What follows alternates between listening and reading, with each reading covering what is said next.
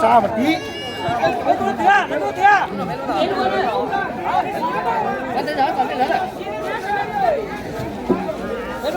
Em chọn một người làm ban giám khảo ấy. Em chọn một người làm ban giám khảo ấy. Ok.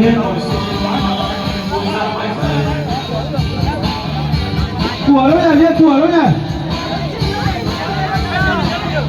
Của ơi. Biết của đâu nhỉ?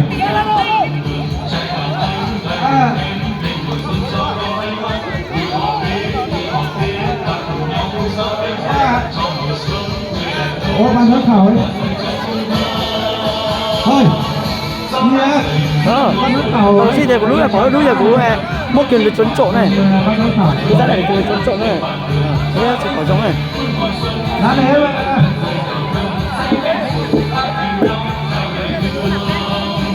Đi qua. Nó có một là đâu ban giám khảo này. Hả? Có hết rồi. Có cái này. Đây là chị thấy các cụ cao tuổi một người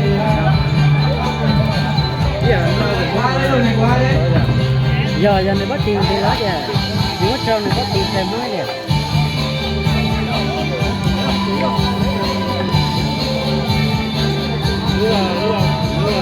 sụp cho được nó băng pha đấy. Có được chỉ đánh áo thì con nhỉ? Có ba thôi. Đây mới thua đâu này xí, mới từ đấy ra được qua.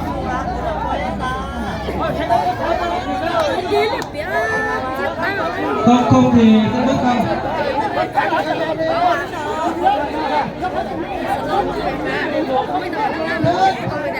Ôi biểu, cái đồng nó khó á. Cái đồng nó khó đội đi á.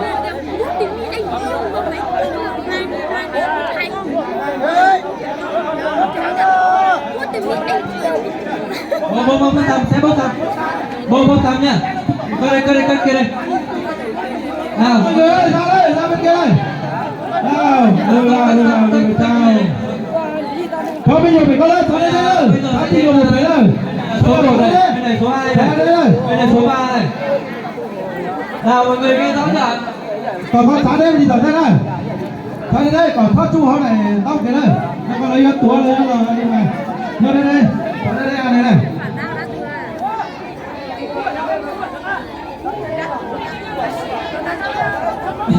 Sẽ bốc thăm nha. Là các đội ra đứng đến đây này. Nhưng bây giờ cái bên này là số 1 này, số 2 này, số 3 này. Con bên này đúng này, thôi này. Con vớt chua hay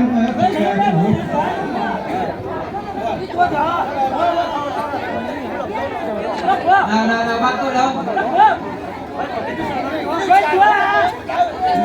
Giờ là bớt con bên này đúng đấy, cháu tuôn chúa này.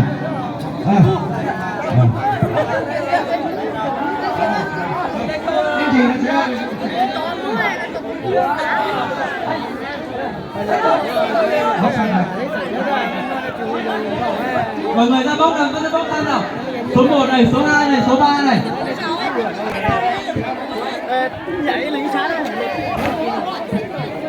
Nó tí số mà xì ở đến thế mà nó mỏng qua mà còn thấy đâu đó không ở đến thế nó mỏng qua bình thường tổ chim thoát điện đấy chỉ mua qua đó qua đi qua cầu quân không không mua tiền mà thoát rồi mà cái túa đây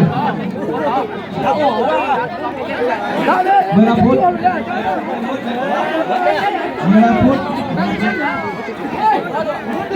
Lê sao là nó mà túa đấy chỉ thâu mà hãy mà túa nó mấy biệt thêm 9 phút nước tà cái này nó mà túa hai lên đây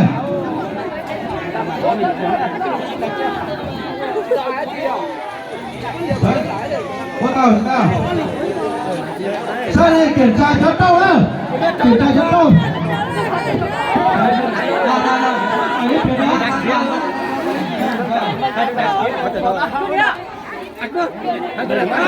bao nhiêu lúc một thôi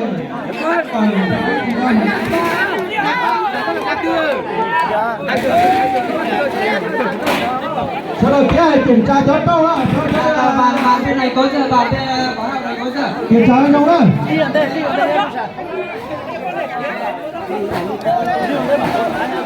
nào chuẩn bị xong hết chưa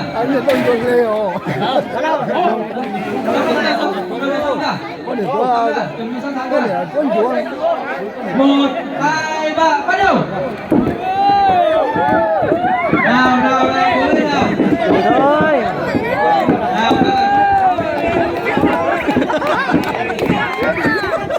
nào cái nào cơ đó tôi tưởng là chụp quay luôn lia tiền mà lo anh thằng trai tay quẩy đi thôi phải ơi xa là ok đó ra chứ đó nó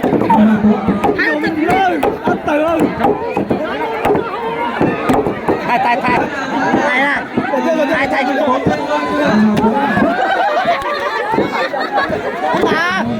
ông này ra tao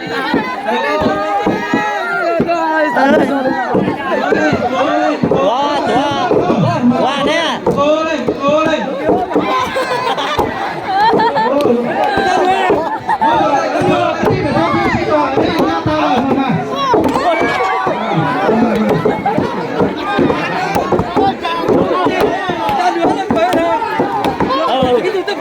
thôi là không đi xỉa đấy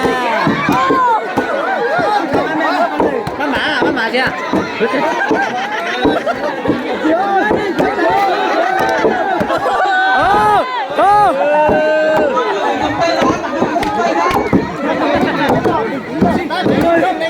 chưa chưa con bắt mã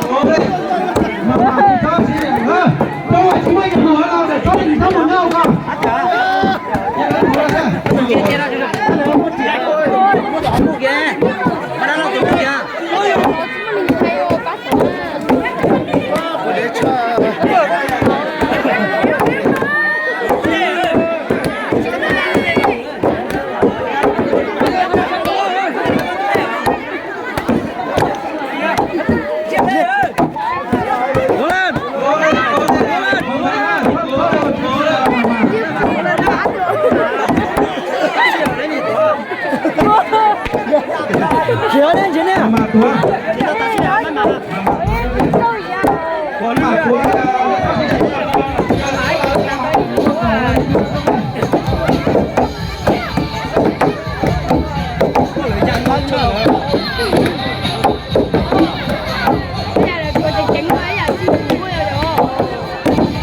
được có 2 phút thôi mà có tao phút nữa nó còn nhiều hơn chúa cổ cái vui à Cậu bé Phú em Đây là món chứ sát thật Cậu bé Phú không chơi đấy cơ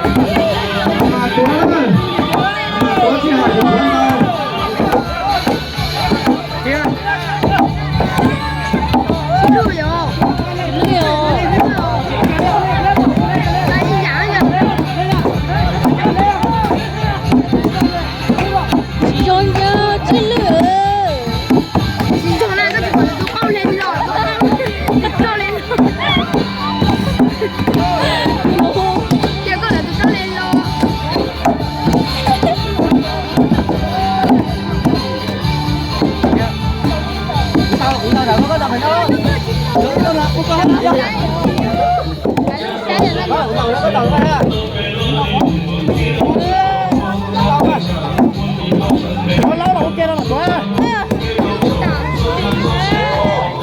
Được cái tổ luôn, thằng Phun thôi.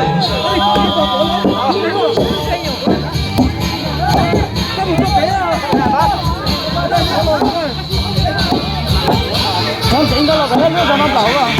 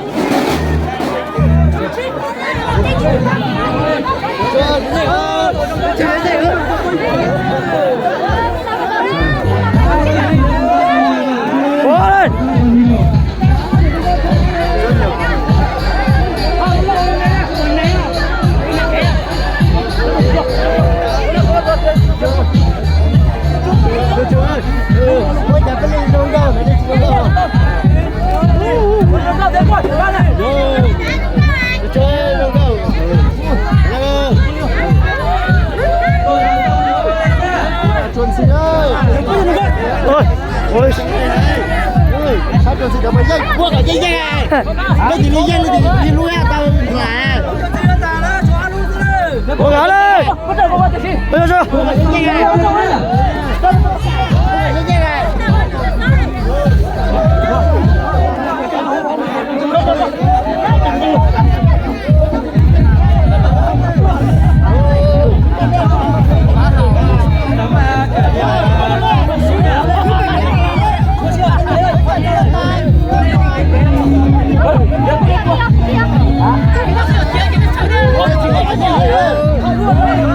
Được không?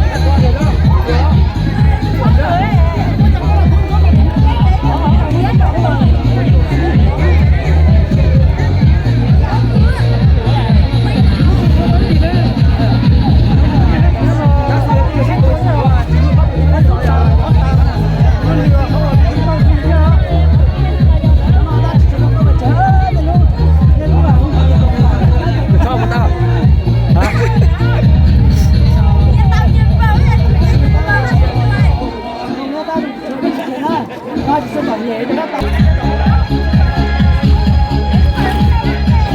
rồi? Có sao không hả? Nó có mua đâu ngoài 100 điểm nữa. Sang nhà đi. Sau đây mời ban giám khảo và chấm điểm. Cái quy định của cái bánh này là vừa là thời gian nhanh này và nhiều bánh này, đẹp này, kéo ra dài tức là nó bị nát bị ấy đấy.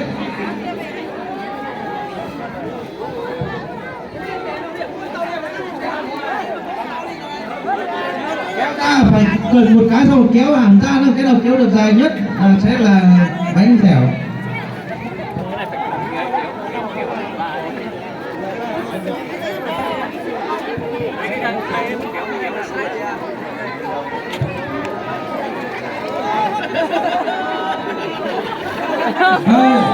Như của bác Tường ấy, như của ban giám khảo này, nó nói sai thế à? Thế bao à? Thế phải có hình của nào chứ? Chú nào mà thế bao này? Chú này nó từng chú cầm té này. Thế là vừa trồng câu, mò và thế là thế nào?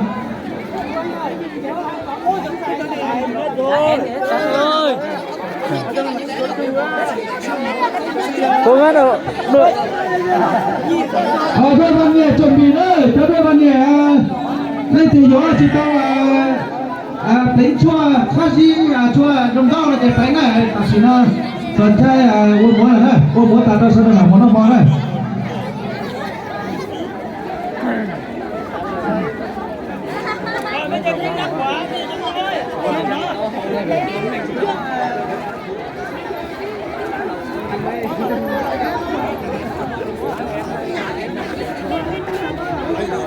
Các trường đoàn anh cháu anh Sia anh Lý Lô thì nói đều giống nhau nhưng qua quá trình tổ chức thì điểm thứ nhất người ta cái thời gian, điểm thứ hai là mình làm bánh được bao nhiêu bánh và bày nó đẹp như thế nào thì tất cả các mọi ngày đều chứng kiến rồi đúng không ạ?